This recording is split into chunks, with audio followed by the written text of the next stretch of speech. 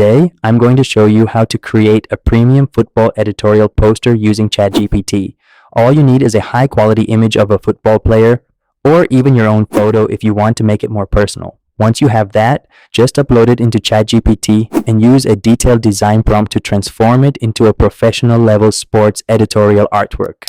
In this example, we're going for a FIFA World Cup 2026 inspired look. A cinematic close-up portrait, dramatic lighting, luxury magazine style, bold typography, and a clean, premium background that really makes the subject stand out. The good part is you don't need to stress about writing the prompt yourself. I'll leave the exact prompt in the video description so you can simply copy it, paste it, and follow along step by step. And that's it. You've created a high-end football editorial poster that looks like it belongs in a professional sports marketing campaign.